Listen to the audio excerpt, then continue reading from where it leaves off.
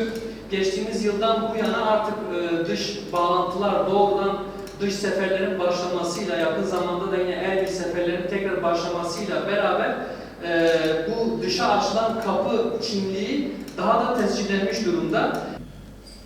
Bugün çevre illerin hemen hepsini belirleyen, yönlendiren, ekonomik, sosyal anlamda etkileyen bir ağırlık merkezi.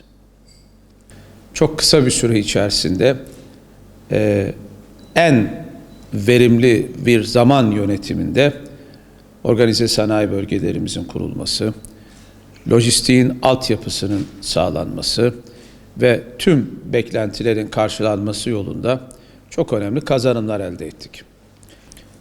Bugün sizlerle paylaştığımız lojistik köyümüz, bütün bu beklentileri karşılamak, sadece Diyarbakır merkezli bir lojistik kavramını ve altyapısını değil, Diyarbakır'ı bir hub düşündüğünüz zaman, bölgesel ölçekte Türkiye'nin Orta Doğu, Asya ve devamında dünya ile buluşmasını sağlayacak bir merkez olarak düşünülüyor. Bunu sağlayacak ve hayata geçirecek altyapımızın da olduğunu biliyoruz. Özellikle bugünkü toplantımızda modellemenin doğru geliştirilmesi, projenin sürdürülebilir olması ve modüler diyebileceğimiz başlık altında süreç içerisinde beklentilerin hepsini karşılayacak bir vizyonla oluşmasıdır amacımız, muradımız.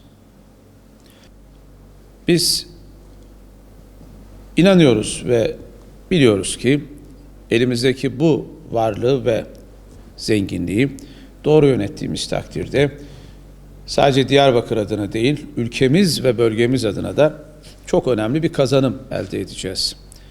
Sağlanan ve sunulan desteklerin yanında özellikle stratejik ve büyük yatırımlarda alacağımız ek desteklerde şüphesiz saklıdır. Bu noktada bugün aslında sadece Diyarbakır'ı değil, bölgesel ölçekte bir gelişme, kalkınma ve kalıcı kılma projesini konuşuyoruz.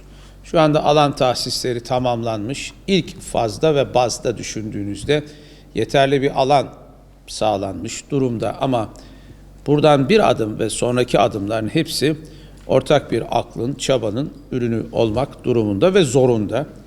Yön göstericiliğiniz, sürecin içerisindeki katkı ve destekleriniz, özellikle özel sektör ve lojistik firma temsilcilerimiz adına söylüyorum, bizler için çok değerli.